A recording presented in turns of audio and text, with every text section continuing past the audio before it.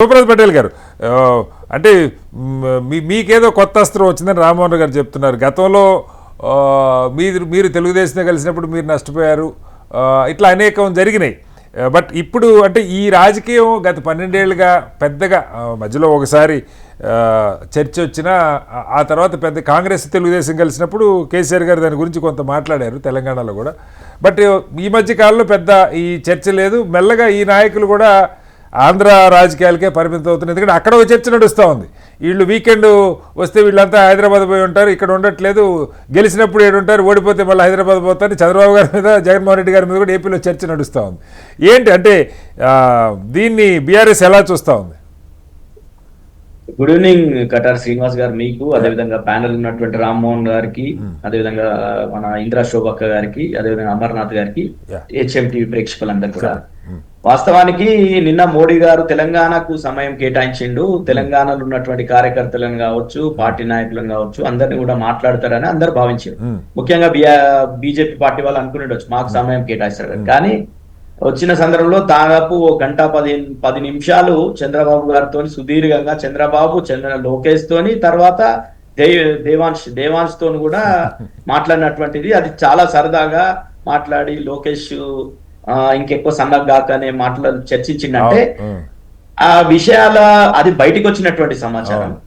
విషయం ఏంటంటే తెలంగాణ రాష్ట్రం ఏర్పడిన నాటి నుండి కూడా తెలంగాణ 2014లో ఏర్పడితే ఫస్ట్ కేంద్ర కేబినెట్ సమావేశంలోనే తెలంగాణకు సంబంధించినటువంటి 9 మండలాలను తీసుకొని పోయి ఆంధ్రప్రదేశ్ లో కలపడం జరిగింది, 7 మండలాలను. ఆ రోజే మేము బీఆర్ఎస్ అంటే ఇంకా తెలంగాణ రాష్ట్ర డిక్లేర్డ్ డేని మనం చేసుకోక ముందే, June 2 కన్నా ముందే తెలంగాణకు మొదటిసారిగా చంద్రబాబు మోడీ ఆధ్వర్యంలో దెబ్బ తగిలింది.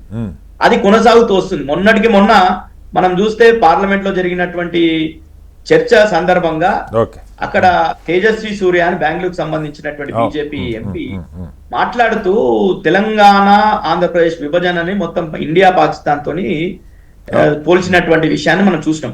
చాలా సందర్భాల్లో మోడీ గారు కూడా మొత్తం తల్లిని చంపి బిడ్డను తీసిరని చెప్పి ఆంధ్రప్రదేశ్ లో ప్రయోజనం కొట్టాలనే ప్రయత్నం చేసింది తప్ప తెలంగాణకి ఇప్పటి కూడా తెలంగాణ మీద సవతి తల్లి ప్రేమనే మోడీ గారు కనిపిస్తున్నారు, చూపిస్తున్నాడు. అది స్పష్టంగా నిన్నటి దాంతో తెలిసిపోయింది.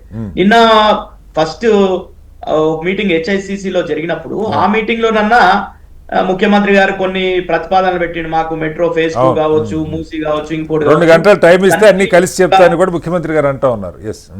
ఇవన్నీ కూడా అడిగినప్పుడు మోడీ గారు ఏమన్నా నిధులు కేటాయిస్తా అని చెప్పేసి ఏదో చెప్తాడని చెప్పేసి అనుకున్నాం. కానీ మోడీ గారు చెప్పింది ఏంది, రేవంత్ గారు మీరు బయట లోపల నాకు బాగానే చెప్తున్నారు, నేను మొత్తం కూడా స్కూల్ RSS అని చెప్పి ఢిల్లీలో చెప్తున్నారు, ఈడొచ్చేసేమో మళ్ళా కాంగ్రెస్ పాట పడుతున్నారు, డైరెక్ట్ గా నా దగ్గరకు వచ్చేసేయండి అని చెప్పేసి నిన్న నాతో కలిసిపోండి అని మొత్తం కూడా కలిసిపోండి, నాతో వచ్చేసేయండి అని చెప్పేసి మోడీ రేవంత్ రెడ్డి గారికి, అంటే తెర వెనుక కాకుండా తెర ముందుకే మోడీ గారు ప్రస్తావన తీసుకొచ్చినట్టు స్పష్టంగా తెలుస్తుంది. వీళ్ళిద్దరు కూడా ఎందుకు ఈ విధంగా వీళ్ళ అనైతికంగా పొత్తు, కాంగ్రెస్ కావచ్చు, ఇక్కడ ఉన్నట్టు తెలంగాణలో కాంగ్రెస్ బీజేపీ ఒకటే అని మేము చాలా సందర్భాల్లో బీఆర్ఎస్ పార్టీ మేము కుండలు బద్దలు కొట్టి చెప్తున్నాం. ఇక్కడ ఉన్నటువంటి అమర్నాథ్ గారు కూడా నన్ను విభేదించవచ్చు. అమర్నాథ్ లాంటి వాళ్ళు కావచ్చు, బీజేపీ కరుడు కట్టినటువంటి RSS వాళ్ళందరూ కూడా కాంగ్రెస్ ని వ్యతిరేకిస్తారు. కానీ బీజేపీ అధినాయకత్వం రాష్ట్రంలో ఉన్నటువంటి కాదు సార్, ప్రధాని గారికి దేశంలో అనేక రాష్ట్రాల్లో ప్రతిపక్ష నాయకులు, ఇక్కడే కాదు కాస్త టాలెంట్ ఉన్న వాళ్ళందరినీ ఆయన లాక్కునే ప్రయత్నం చేస్తారు.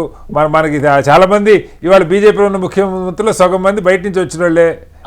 మనకి తెలుసు కదా, హేమంత్ బిశ్వా శర్మ కావచ్చు, సురేందర్ గారు కావచ్చు, అందరూ చాలా మంది కావచ్చు, వీళ్ళంతా కూడా మొదటి నుండి RSS లో పెరిగినటువంటి ABVP లో పనిచేసి RSS లో పనిచేసినటువంటి వాళ్ళు గారు డైరెక్ట్ గా మిగతా పార్టీల నుండి తీసుకొని వచ్చి అరువుకు తెచ్చుకున్నటువంటి వాళ్ళని తెచ్చుకొని ముఖ్యమంత్రులు చేసుకున్నటువంటి పరిస్థితి.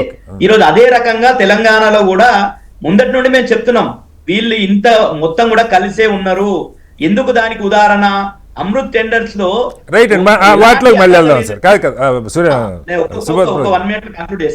అమృత్ టెండర్ విషయం కావచ్చు, పొంగులేటి శ్రీనివాస్ రెడ్డిలో ఇంటి మీద జరిగినటువంటి IT రాడ్స్ లో కావచ్చు, ఎక్కడ కూడా ఈ విషయాల్లో స్పందిస్తలేదు కేంద్ర ప్రభుత్వం అని చెప్పి సరే అవన్నీ మీరు ఒకరి మీద ఒకళ్ళు కాంగ్రెస్ ఏమో బీజేపీ బీఆర్ఎస్ ఒకటి అంటది, బీఆర్ఎస్ ఏమో కాంగ్రెస్ బీజేపీ ఒకటి అంటది, లేదా బీజేపీను బీఆర్ఎస్ కాంగ్రెస్ ఒకటి అన్నారు. అది పక్క పెడతాం.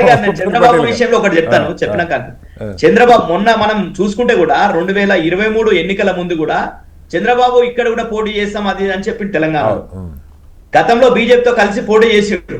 పోటీ చేసినప్పుడు అప్పుడు రాష్ట్రం విభజన జరిగింది. అక్కడ ఆంధ్ర వాళ్ళు ఇక్కడ ఉన్నటువంటి వాళ్ళు కొంతమంది ఏమైతుందో టీఆర్ఎస్ అధికారంలోకి వస్తాయనే భావనతోని వాళ్ళకు ఓట్లు వేసినటువంటి పరిస్థితి చూసినాం. మీరన్నా ఆంధ్ర ప్రాంత ఓటర్లు సార్, ఆంధ్ర ప్రాంత సోకాల్డ్ సెటిలర్స్ ఇక్కడ ఎప్పుడు కూడా ఆంధ్ర ప్రాంత ఇది చూపించి అయితే ఓట్లేట్ల 2014 తర్వాత నుంచి వాళ్ళు యాక్చువల్లీ బీఆర్ఎస్ కేస్తా వచ్చారు. ఇన్ మై నాలెడ్జ్ తర్వాతనే మా పరిపాలన నచ్చిన తర్వాత కేసీఆర్ గారు ఏం చెప్పిండ్రు, మరి అంతే కదా, ఇక్కడ నుండి ఇక్కడ వచ్చి మా మీద పెత్తనం చెలాయించటోళ్ళ మీద మా పోరాటం తప్ప ఇక్కడ ఉండేటటువంటి వాళ్ళ మీద కాదు అని చెప్పేసి 14 తర్వాత దాన్ని నమ్మారు, మీకు ఓట్లేసారు. సరే మాకు ఓట్లేసిండ్రు, ఇప్పుడు కూడా ఓట్లేసారు. మొన్న కూడా జరిగితే మొన్నటి కూడా జిహెచ్ఎంసీ లోనే మాకు బ్రహ్మాండమైనటువంటి రిజల్ట్ వచ్చింది. ఎగ్జాక్ట్లీ మీకు సెటిలర్స్ ఉన్న దగ్గర మీకు ఎక్కువ సీట్లు వచ్చినాయి. నాకు గుర్తుంది రామ్మోహన్ రావు గారు చీలి అన్నారు, కానీ తెలంగాణ ప్రాంత ఓటర్లు కొంత బీజేపీకి ఓట్లేశారు. మనం ఎల్బీ నగరు ఆ మిగతా ప్రాంతాలు city sir, but Kukatpally Serilingampally ఈ బెల్ట్ అంతా కూడా ఎక్కువ ఆంధ్ర ప్రాంతం నుంచి వచ్చి సెటిల్ అయిన వాళ్ళు చేసినటువంటి పరిపాలన నచ్చి తప్పకుండా ఇక్కడ హైదరాబాద్ ఉండేటటువంటి వాళ్ళందరూ కూడా ఆలోచించి బీఆర్ఎస్ పార్టీకి మద్దతు తెలిపారు. రేపు జరగబోయేటటువంటి జిహెచ్ఎంసీ ఎన్నికల్లో కూడా మోడీ గారు ఎన్ని ప్రయత్నాలు చేసినా, పవన్ కళ్యాణ్ తెచ్చినా, చంద్రబాబు తెచ్చినా, తెర వెంట చేసినా, తెర ముందుకు తెచ్చినా తప్పకుండా బీఆర్ఎస్ పార్టీకే. మళ్ళీ వస్తాను సార్.